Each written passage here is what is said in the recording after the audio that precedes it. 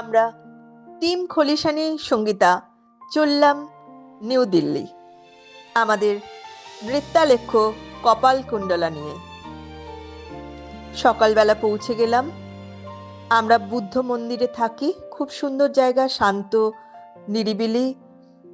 এরপরেই আজকেই আমাদের একটা প্রোগ্রাম আছে, আমরা যাব বসুন্ধরা কালীবাড়িতে। আমরা পৌঁছে গেছি বসুন্ধরা কালীবাড়িতে। এরপর আমাদের একটা বসুন্ধরায় প্রোগ্রাম ছিল।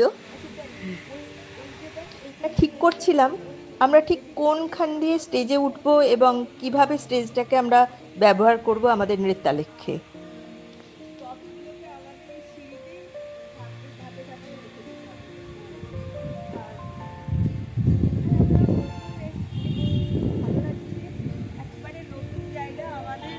আর জায়গাটা ভীষণ সুন্দর, মানে একটা রাজবাড়ির টাইপের জায়গাটা, তাই না?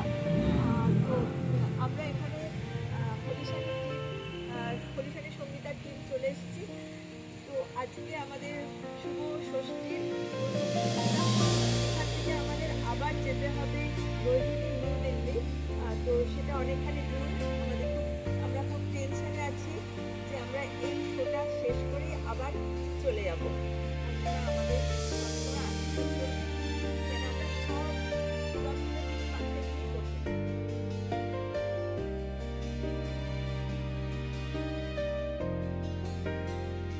জায়গাটা ছিল খুব সুন্দর, কিন্তু আমাদের ভীষণ দেরি হচ্ছিল, কেননা আমাদের সেদিন একটা রোহিণীতে প্রোগ্রাম ছিল। তো সেই জন্য আমাদের খুব তাড়াতাড়ি চলে যেতে হলো এই প্রোগ্রামটা না করেই। কিন্তু আমাদের খুব দুঃখ হচ্ছিল যে এই প্রোগ্রামটা ছেড়ে আমরা চলে যাচ্ছি।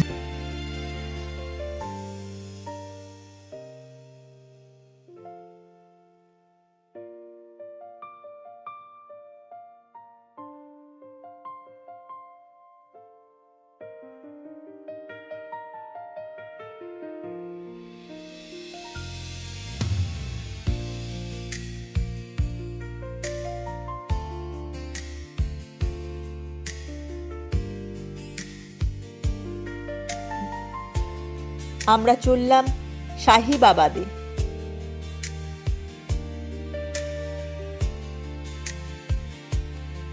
ইন্দ্রপুরমে আমাদের প্রোগ্রাম, আমাদের প্রথম প্রোগ্রাম।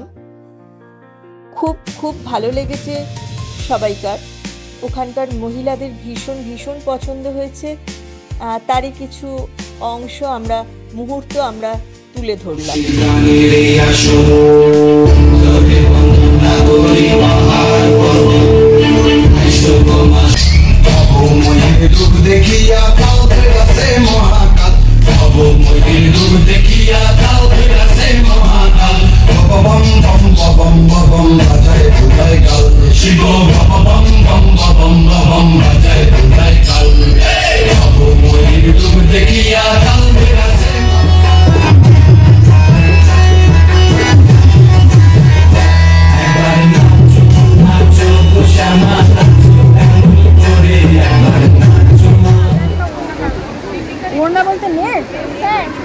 সবাই হাত নাড়িয়ে দাও। হাত নাড়িয়ে দাও। আমরা খুব মজা করেছি। দারুণ প্রোগ্রাম হয়। আর কি বলবো, বছর একটা নতুনই ভালো লাগে। এইটাই সব থেকে বেশি ভালো লাগে। বাঙালি অডিয়েন্স নয়, কিন্তু আশা করি আমি খানিকটা বোঝাতে পেরেছি, কারণ দাদা এত সুন্দর বললেন, আমার তখন হাত পাটা নিষ্পিস করছিল যে আরো আগে যদি ওদের বুঝিয়ে দিতে পারতাম তাহলে হয়তো ওরা আরো বেশি জিনিসটা এনজয় করতো। কারণ বাংলার বাইরে জাদু টোনা নিয়ে একটা অদ্ভুত অবিশ্বাস আছে।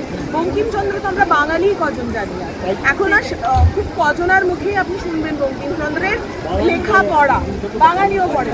সুতরাং সেটাকে যে স্টেজে পৌঁছে আপনারা নতুন জেনারেশনসদের কাছে পৌঁছে দিচ্ছেন, এটা একটা বিরাট বড় প্রাপ্তি সকলের জন্য।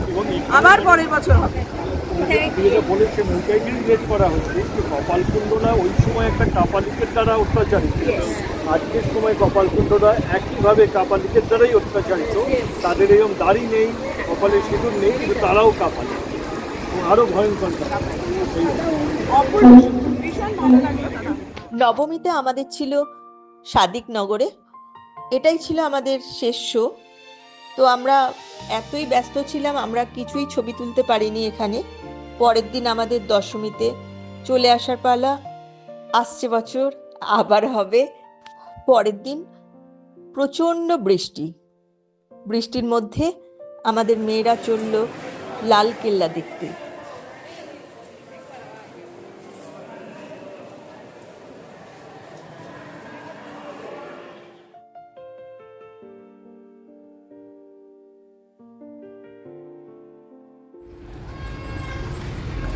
আসছে বছর আবার হবে।